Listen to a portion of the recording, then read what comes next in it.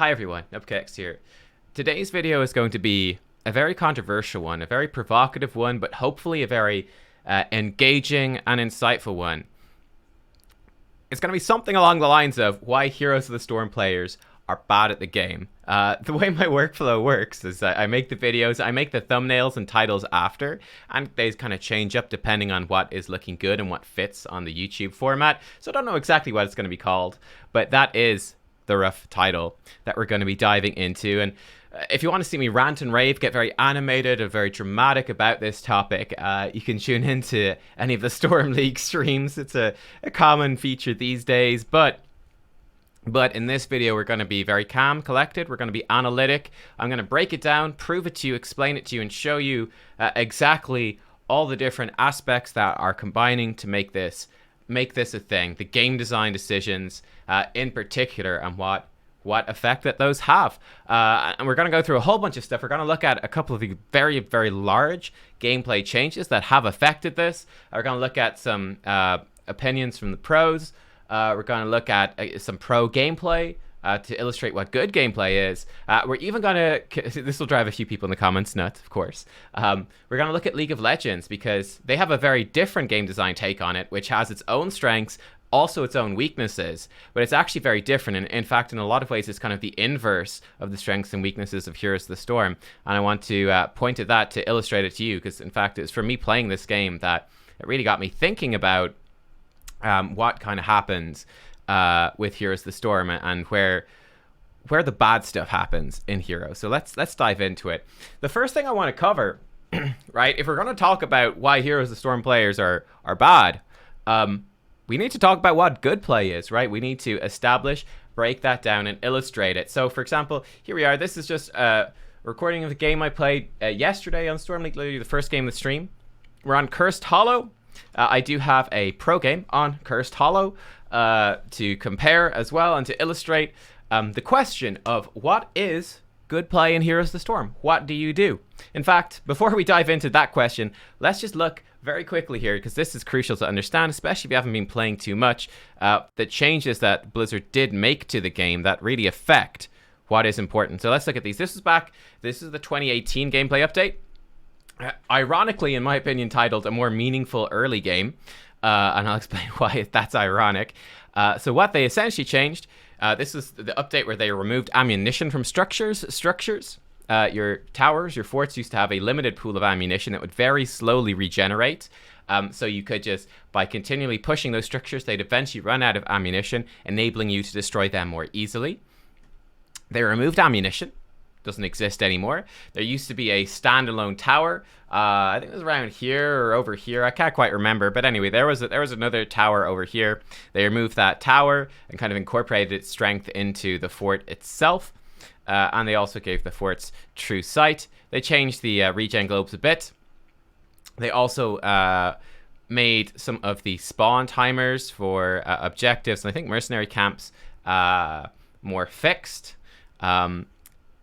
Giving more information on those early objectives. That's not too important. And they also made mercenary camps a lot more potent, a lot more powerful. So, for example, the Knight camp, which spawns here, the Bruiser camp on Cursed Hollow, the Wizard minion gives a spell armor aura. They changed the Siege camp, which on Cursed Hollow spawns up here, to have ground targeted basic attacks that you can dodge to make them kind of easier to take.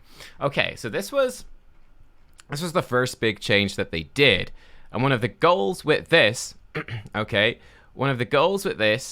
is to make the early game more impactful, okay? And they want to give opportunities for individuals to outplay opponents, to get structural damage, and for the laning phase to last longer and be more impactful, okay? Because they were worried that people were spending too much time rotating between lanes and not enough time actually pushing and actually fighting. Now, ironically, this is very ironic too when you look at what they did in the 2019 gameplay update, the most recent one, which came in around about the time that they cancelled Pro Play. This came about a month before is when they announced this. So basically there is quite a large uproar. In fact, here we go. This was from Rich. I think he would be pretty fairly considered to be the best Heroes of the Storm player there was. Talking about the XP changes here, he says he thinks it's a failure. And with a short try in the P2R, he said the entire game feels boring and I don't feel like I'm leading the game at all. So this was the particular best player. This was his thoughts on it coming in that sort of month gap before they cancelled pro play entirely. That was, and most pros sort of reiterated that feeling as well. What did they change though? What was it? So they're worried about the snowball effect in the game. Okay, and what they did, they made, these are the main changes here that I want to focus on. They removed all experience from destroying a fort or a keep. They later amended this so that when you destroy a fort or a keep, that will give you experience over time. So it doesn't give you an immediate benefit, but over time. They halved the experience from destroying towers by half. They increased the passive experience that you're just naturally getting, and they increased the experience gained from defeating mercenaries by 100%. Now, they initially were going to give you the enemy team that experience when they defended the mercenaries once you take the merc camp, right? When you take the merc camp, you get experience. It then pushes down your lane for you. It fights on your side. They initially were going to give all of that experience to the enemy team when they stopped the merc camp, but they did remove that. They did step back on that particular one. So you put all these things together and what have you. Well, first of all, I think you can see a very ironic change here where their intent here is to, let me see exactly where they're saying it here. Okay, so look at this. They want to give players more incentive here with the ammunition removal to attack with their minion waves and deal meaningful damage to opposing towers. Okay, so it's quite funny, right? They're trying to encourage people to push towers, to push through your lanes and have an impact in the lanes. Whereas then in the 2019 change, they're making destroying towers much less impactful. They're reducing the impact of destroying forts and keeps as well. So really removing a lot of the motivation for actually pushing. They're also, with less ammunition, they're making it harder to push and get stuff down passively, increasing the passive experience. And they're making mercs much more important in terms of the experience they give. And they're also making mercs, the merc camps, stronger by giving them extra effects, right? You put all those things together, let's jump into the game and let's just break down, okay, what do we want to actually do? Well, experience is really the thing, because experience is what affects your hero's strength, right? The more experience you have, the more levels you have, it makes your hero stronger. It gets you talent points. If you have a level advantage, you are stronger than the enemy team, which means you're more likely to win fights. You're more likely to win the objectives. The objectives will help you push down and ultimately win the game. So experience is one of the two main things that you're trying to do. The second one is structures. You want to destroy structures because that's how you win the game. You win the game by destroying the core. To get to the core, you have to destroy at least one keep, and you kind of need to destroy the structures on your way to get easy access through that. Obviously, destroying the structures makes the objectives, which naturally typically push down the lanes, makes those more effective. It makes those objectives push closer to the core, which is the ultimate goal, right? So you want to destroy structures to destroy the core, because that's how you win. Most importantly, though, you want to get experience, because if you're stronger than the enemy team, then you're going to start winning these fights, and that's going to enable you to destroy the structures. How do you get experience? Most of it you get from soaking XP minion waves. So when a minion dies near a hero, the team gets experience for it. You're also going to get large chunks of experience for taking mercenary camps. You're going to get some experience for kills, and you're going to get a very small amount of experience for destroying structures, and then that slow experience over time for destroying forts. You're going to get some experience over time just passively as well. You get some bonuses to experience if you are behind as well to help you catch up. So that's what's going on there. How do you play the game smart then? What's the best way to play the game? And this is where the problem lies. The largest problem lies, and it comes down to when you put these changes together with these changes, okay? And this is how you end up with the game feel boring and feeling like you can't lead, right? And directly counteracting what they want to do with encouraging players to skirmish and play aggressive. What you want to do to play well, you want to make sure, okay, we've got minions in top, we've got minions in mid and bot. We want to make sure that we have a hero in every lane for every minion death to ensure we're getting all that experience. We want to be taking our merc camps as quickly as we possibly can, right, to get the experience from those and help them push down the lanes. And we want to come up, we want to fight for the objectives as well, generally speaking. Now here's a big question though. This is where stuff starts to get complicated. Which heroes do you send to what lane? Let's actually dive into the pro play here. And let me show you what this good gameplay looks like in action. Okay, unfortunately you can't see this, but it's a little bit blocked here. But we do have a Sergeant Hammer, a Muradin, an ETC, a Falstad, and a Tyrande. The enemy team has a Maiev, a Dehaka, Genji, Rehgar, and a Johanna. So where should these heroes go? Who do you send to what lane? What do you try to do? How do you win the game? How do you get as much out of this as possible? But we need to have one hero in each lane. Okay, we want to be taking the mercenary camp. So what do we send where? Well, that's a big question. Where does the blue team send their heroes? Where does the red team send their heroes? That is already fundamentally an extremely complex question, because you need to understand what each of these heroes does. You need to understand the strengths and weaknesses. We're watching this sped up. So you need to understand the strengths and weaknesses of these heroes. You need to understand all of the complex interactions and be able to go, okay, if we send Falstad top lane, what happens? If we send ETC top lane, what happens? If we send Sergeant Hammer, what happens? I want to actually rewind slightly because there's already stuff happening here. Look at this. So what's happening from the very start? You can see from the very start, the blue team is making a play. Sergeant Hammer can siege up and start destroying objectives from a very long range. They're actually sending Sergeant Hammer down the side lane to start destroying that objective early, or start working on those towers early, while the rest of the team, the 4 here, are in the mid lane. Let's watch the mini-map here. That's the most important thing. The 4 in the mid lane are there to kind of scout out for the enemy team. And you can see this. Look, Sergeant Hammer's already starting to move back. The 4 in the mid lane, they're communicating because they're a good team. They're saying, we see 3 heroes. We don't see 2 heroes. We know that they're probably going to gank the Sergeant Hammer. They're going to try to stop her. So Sergeant Hammer is already backing off as those heroes come down, right? So they're playing around it smart. Now look at the mini-map again. What's happening? The minion waves have come in. We have Sergeant Hammer in the bot lane, ready to get that experience. ETC has already moved up to the top lane to grab that experience. All right, there we go.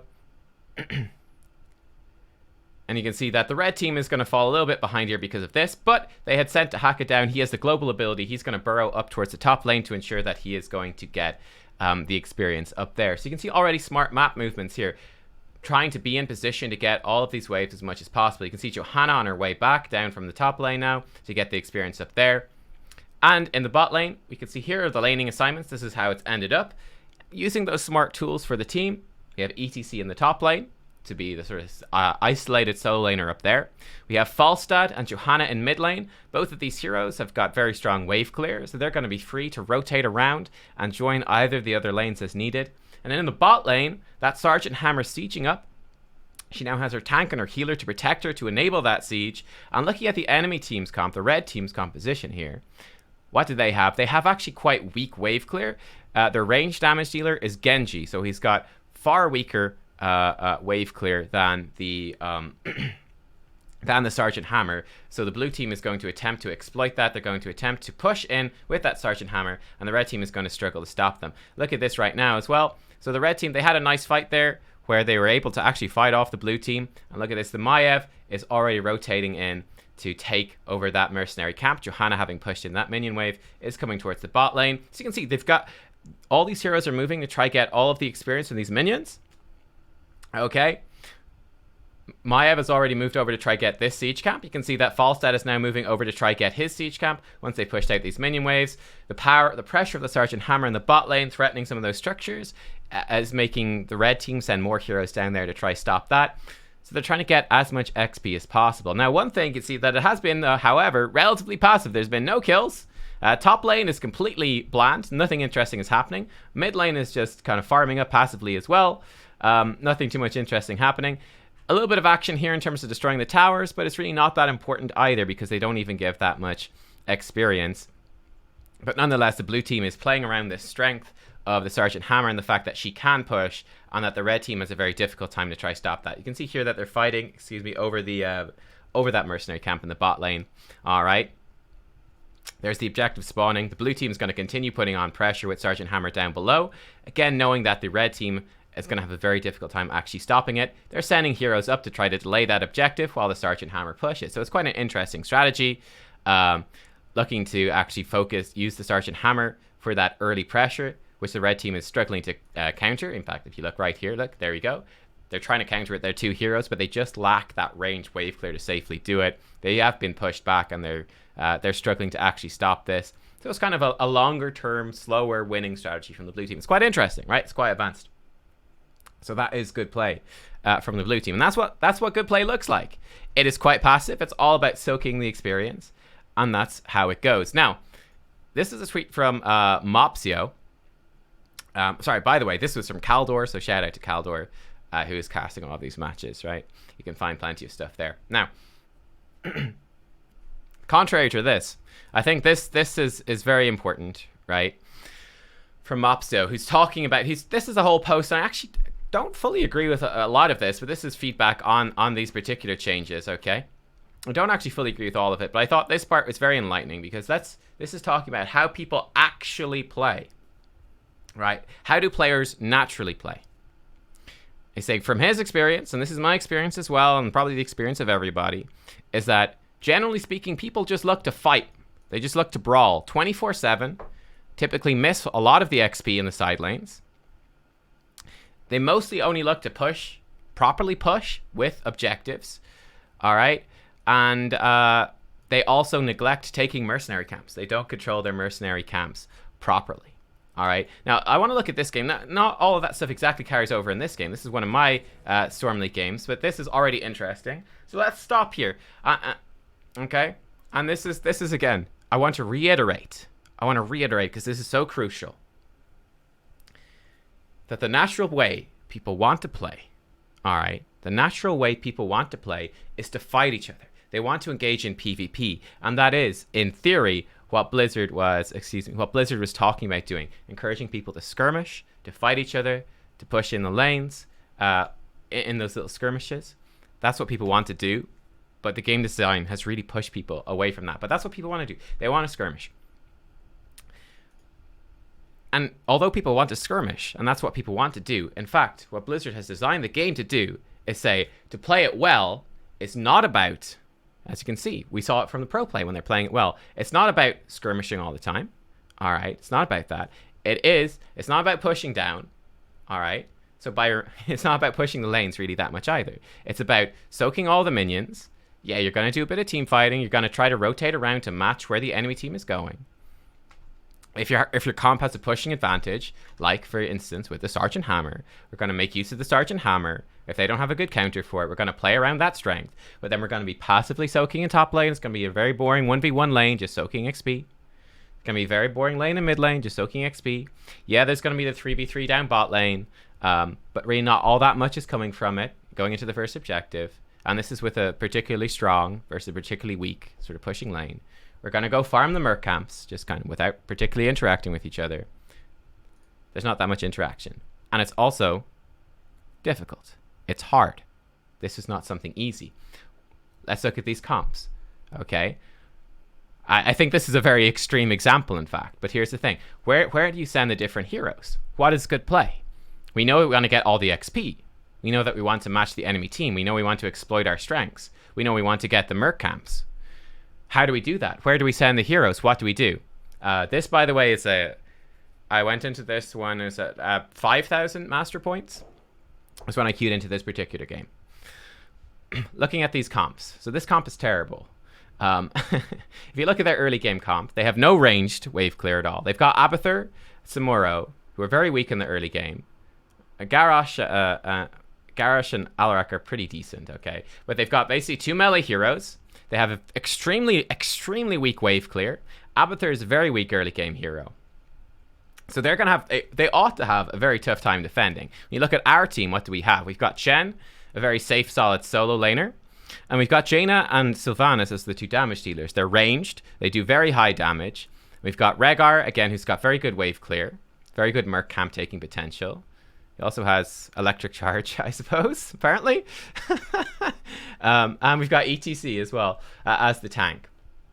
What is the smart way? What do you think? And you could pause this video and think about it for a little bit. How would you array your different heroes here? Because here's how I would do it. I guess I've already gave quite a big hint from showing that Sergeant Hammer game. Actually, there's quite a lot of similarities there between the two. But we have a nice passive solo lane up top. Just send the Chen up top, nice and passive. Okay. We'll leave the Jaina in mid lane, because again, Jaina's got very strong wave clear. She can simply drop the Blizzard, a Cone of Cold on the minion wave as well. Just guarantees they'll all die from the Blizzard, no problem. And then she can just leave. She could just be here for every minion wave, just drop a couple of spells, and then she can go away. She can go take the Merc camp. She can go join her team here. She can go for a gank up top lane with the Chen. She is then free to rotate very easily with that strong wave clear, just as in this particular game the Falstad and the Johanna were doing. Yeah. And then you take the Sylvanas, you take the Rhaegar and the ETC, and you push down hard in the bottom lane. All right. What does this enemy team do to counter that? How would they counter? Very difficult. Very, very challenging. In fact, I think this had the potential to be a very interesting game, because in order to make their comp work, they really have to do some weird stuff. Because if there's a Sylvanas pushing in here, what can they do to stop? There's really nothing they can do to stop her. Garrosh can never get on top of the Sylvanas. ETC can just knock the Garrosh away. She's got the healer to top her up. They've got a tremendous amount of wave clear, whereas they don't. So they're going to be able to push stuff in. Sylvanas, of course, turns off the structures. If they're getting a good push, I mean, there's easily the opportunity for Jaina to rotate down as well. So there's a massive opportunity to actually start smashing these early structures early on, right? And start opening up the map, getting some of that structural advantage. Okay, so it looks phenomenally good for our team here. Now, if we go into the actual game, though, let's see what happens. Again, let me just bring this up so we can see it. People brawl like 24/7 and miss stuff in the side lanes. Okay, so you can see already there's just a random fight in the mid lane. They get chunked by the Alarak. So you can see there's, you know, pretty bad. That was a 3v4 right there that we just basically hard lost. By the way, the Samuro is just over here waiting. He's just waiting to steal the siege camp. He's not even in the lane. Okay. And down here, you can see that the Abathur, he's already soaking bot lane and pushing some of that stuff in. But it's quite weird. And here comes the Sylvanas. And again, we hit the pause button at this particular point. Okay, what's going on? What's going on? Remember I just talked about the ideal way to play? Well, we're up here. In fact, this Garrosh is up here with me. So, like I said, solo lane, it's just very passive, very boring. There's nothing interesting happening. Hilariously, the Samuro, and this is what I talked about, they're actually doing interesting stuff to try to win. But the Samuro is over here, stealing this siege camp. They're getting, yes, a bit of a push in the mid lane. But the Sylvanas, remember we talked about, Sylvanas is the real power point of this team, with the Sylvanas pushing power with her trait to turn off the objectives. And she's down in the solo lane, left alone. Alright.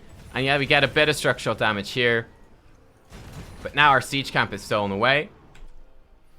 And bam, that's essentially the situation right here. It's like, yes, we got a slight XP advantage, but it's now falling away. Samuro has come back. They've already moved over. They're taking their siege camp. They're soaking top. They're soaking mid. They're soaking bot. They're taking this siege camp. They've even stole this one away. And you can see that although our comp is massively better than theirs, everything is already fallen apart. Why is everything fallen apart? Because, again, it's a somewhat complicated question to start off the game. Okay, it's, here are your 5 heroes, here are theirs. You must understand what these heroes do. You must understand how the map works, right? In terms of, you must understand about soaking experience. You must understand the importance of the Merc camps. You must understand the matchups and exploiting it. So instead of going into a situation like this, say, okay, and again, to make it even more clear, right? The reason that we're going to send the passive solo lane up top lane is great for us as the blue team, because we can just, it means that, well, all the actions in the bottom half of the map, which means that there's really no danger that anything bad happens with our siege camp. It's very safe. We can easily take it. And with all the action happening in the bottom half of the map, it becomes very difficult for the red team to actually defend that siege camp when it's pushing up top, right? Because we should be, in theory, pushing with our strong pushing heroes down bot lane, which is forcing the enemy team really to come down bot lane to defend. Or in fact, their comp is so bad that it really should be forcing them to do crazy stuff to trade in return. Now, seeing as they're doing crazy stuff to trade in return, but seeing as we completely misplayed by just randomly going in mid lane, sending the Sylvanas solo instead of leaving Jaina solo, and pushing bot lane with a strong side, going to the side of the map, because it just makes, if the enemy team is pulled to the side of the map, they can't get up to the rest of the map, right? Instead of that, by just playing it wrong, by playing it badly, by sending the wrong heroes to the wrong places at the wrong time, less than 2 minutes, less than 2 minutes into the game, we are already losing a match. We're already falling behind, giving up these big advantages to a team that we should be substantially far ahead of, right? And why? Because it is a complicated question in terms of where you send your heroes, or at least it's not entirely obvious, okay? And it doesn't sync up with the way players naturally play the game. All right, it doesn't sync up with the way the players naturally play the game. All right. I think this is very interesting as well. This is another thing that Rich said too. He's talking about why he doesn't enjoy HOTS anymore. He's saying the game punishes good players. Goes back to the core, the shared experience system. Good players don't get rewarded. Bad players don't get punished. Good players keep suffering, and bad players keep doing the wrong things. Okay? They keep doing the wrong things. Because it is the shared XP system. All right? Because it's not, the mistakes are not tangible to you. They're not tangible to you. You don't have that powerful personal motivation to improve. Okay? So number one, the way people naturally want to play the game, the way they naturally want to play is not the best way to play. And then number two, the shared XP system means that there's no sort of there's no personal motivation to actually learn. There's no impetus within the game itself to learn. Let me switch over to League for a second. Let me show you League. Okay, we're going to hit play. I'm going to leave the sound off for this because I'm commentating. But here we are in League. This is very interesting. In fact, so where we are, 7 minutes into the game. Let me actually show you this right at the start. Okay. Boop, boop, look at this, right? So this is the laning in League. And you're assigned to a particular position. And this is very much the opposite of heroes, right? Very much the opposite. But I'll show you the inverse as well. So in this, we've got a top laner on an isolated lane, the isolated lane. We have the mid laner, typically a bit stronger in the early game perhaps, and they're in position to rotate around a bit. And have two heroes in the bot lane for each team. I'm going to be playing that particular role in this game. I'm not going to show you too much of the game, but a little bit. Typically a marksman type hero and a support type hero. More focused on crowd control. There's really not much healing at all compared to Heroes of the Storm in this game. Then you also have the jungler. All right, and the jungler basically is going around doing these neutral camps, and then they can go and they can gank any of the lanes. So they're kind of the wild card. But going back to the game here, you can see we're actually going to be helping the jungler a bit at the start to get started. Then we're going to go down to the lane. But if you look at what's happening in the minimap, again, very much opposite to HOTS, okay? The top laners are going to spend the first 10 or so minutes of the game at least just in the top lane in that 1v1. The mid laners are going to be in their mid lane for that 1v1. In the bot lane, it's going to be our 2v2. Okay? And the sort of complicated map movement stuff, there's really not that much. It's mostly just about doing this lane properly. Just that skirmish that we're talking about. And with the jungler being that little bit of a wild card. Now, additionally, you're going to see last hitting be a big part of this game. You have to hit the final blow on the minions to get gold. Gold will build up. We can buy items with gold, which is going to give... which is going to make our characters more powerful. We also get a substantial amount of gold from getting kills. You'll also see, I'm just going to let this play out, that, you see, I almost missed that one. This is not going to be great gameplay for me, by the way. This is me sort of starting off and learning this hero. You're going to see that our Lux there, our support, she's getting focused quite hard. Their support went quite deep. We were able to turn it around as the Ezreal and get some decent punishment onto him in return. But you can see that our ability to get health is quite low. You can see coming up to this point, the enemy team, with a couple of extra minion kills, they've hit level 2. You don't get all of your abilities from the start. You get the points in your abilities as you level up, so the levels are very important. This is one particular point in the game, very common, where the team that gets level 2 first is way more powerful than the team that's level 1. So the enemy team is in a very strong point here in our particular lane. I'm going to have to play quite defensive. We do have quite a defensive pokey lane where they have this guy who has the hook, kind of like a Stitches hook, you should say, that makes him play relatively, or they're going to be a more aggressive lane against us, I suppose. You can see I'm missing. So look at that. Did you see right there? I already missed some of these minions. So that mistake is already costing me. I think each one is worth about 15 gold. So I am already 30 gold behind where I should be. I've got I could have had an extra 10% gold at this particular point in the game, but I missed a couple of those. I made a mistake, and that's costing me. It's starting to push me behind. So there's huge personal motivation to get this stuff right. I want to make sure that I'm tracking what the enemy team is doing, tracking the experience, tracking their cooldowns, right? These guys. I also want to be somewhat aware of where the junglers could be. I want to be aware of what my teammate is doing. And I want to be ready to trade into that effectively. And then I also want to make sure that I'm last hitting these minions effectively to get the gold that I need. I can also track what the enemy team is doing with their last hits and maybe punish them when they go for one of them. Okay, so there's all this stuff. And this matters very much so because this matters to me. This directly ties in to my personal power. All right, if I last hit these minions, you can see I'm missing one there. I think I fuck up, I missed this cannon minion, and at this point in the game, if I hear the commentary, when you watch the video, if you watch it, I'm really frustrated with myself. So I mistimed my thing, I meant to shoot the Q up there, I missed the minion, so that, bam, I missed the cannon minion. That's like 70 gold or something missing, so that's a massive mistake, and that's putting me very far behind. It means that I'm going to get my items slower, I'm going to be weaker, and that when the game eventually transitions into the late game, I have this huge personal motivation. My ability to be strong in the late game is totally dependent on how I do in this lane. If I'm missing these minions, if I'm taking bad trades into the enemy heroes, I'm falling behind, I'm getting less gold, less experience, I'm getting weaker, I'm having a worse time in the game, I can't carry. So I feel bad, and I want to work to improve. I want to get better at that. On the flip side as well, when I play well, I get more gold. I get more experience. I get ahead, and I can carry the game. When we go into the late game, when we converge, when we start team fighting, I'm the powerful one, and I can have the impact, I can bring that potential. So this early stuff, every little movement here in the early game, it matters, and there's that strong personal motivation to do it well. Now, interestingly, when we go into like the late game, stuff breaks down quite a lot. I actually didn't think about this and showing you some of the things here, but when we go to the late game, there's a whole bunch of random shit happens. And this is really the flip side of HOTS, right? Because the strength of HOTS, okay, the early game, and this is why players are bad, right? Because what you're trying to do, okay, sum up the argument. Bring all these things together here to end us off. Bring it all together here for the final conclusion, okay?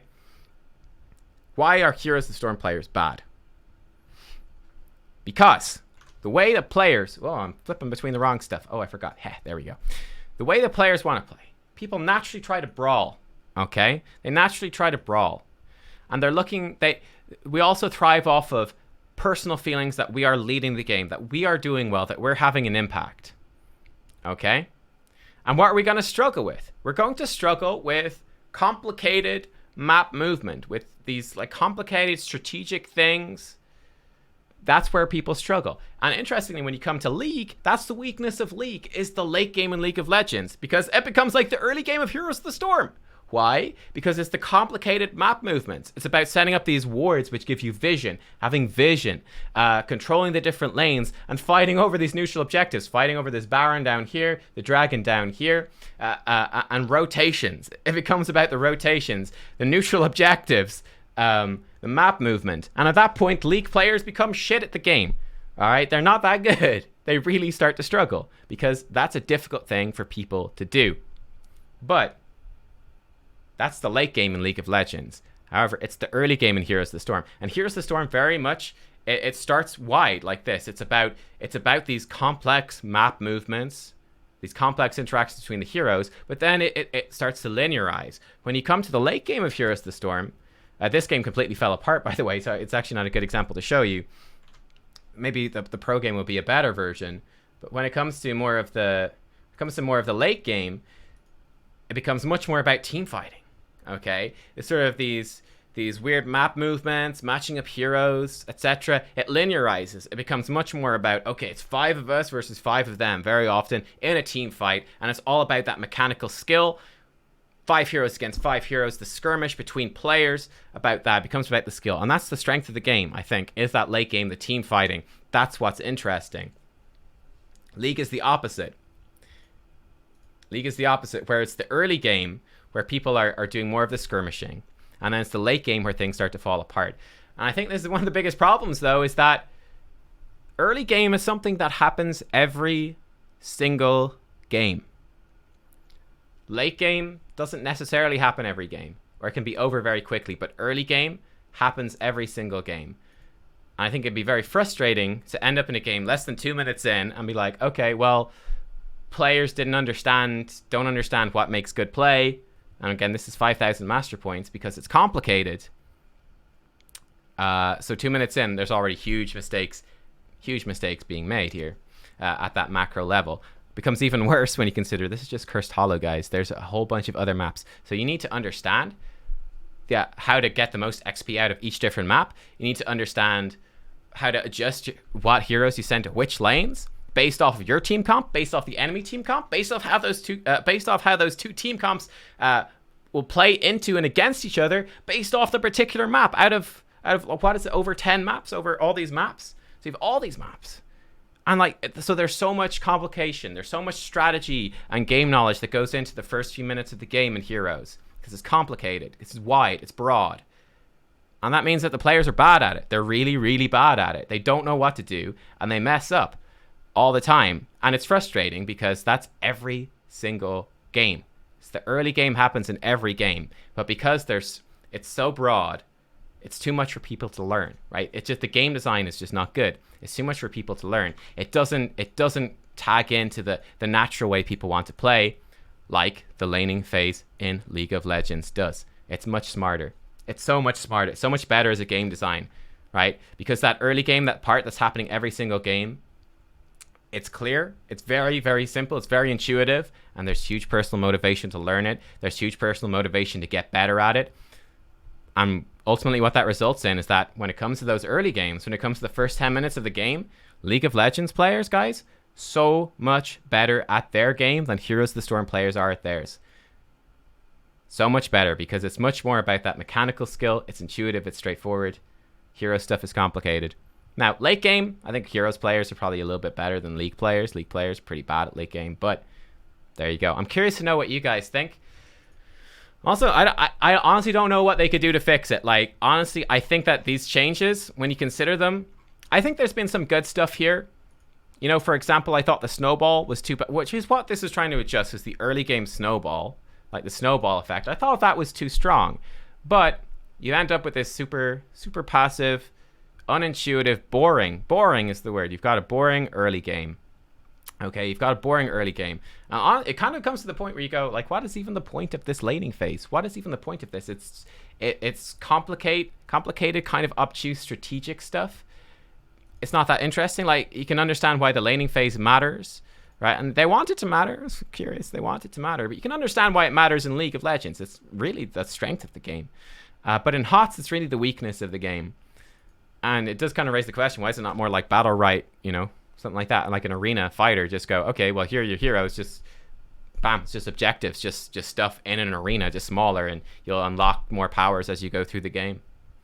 You know, why do we need the laning phase and the rotations and stuff if it's not interesting? But there are my thoughts on it. I'm very curious what you guys think. I think I've covered pretty much everything I wanted to cover there. I think I did. But yeah, that kind of sums up my thoughts on it. I think it's just, honestly, it's bad game design. I think they had kind of conflicting ideas of what they wanted to do, and it results in a complex strategy-based early game that actually realistically as well has relatively low effect on the outcome of the game. It's kind of just there for the sake of it, to be honest with you. Yep, and it means that, and honestly, when you look at it, and this happens in a lot of my games, and I think it's true for a lot of people, and you can see it right here, is that playing the game well, it's just not something that most players do. Thanks for watching, everyone. Bye-bye.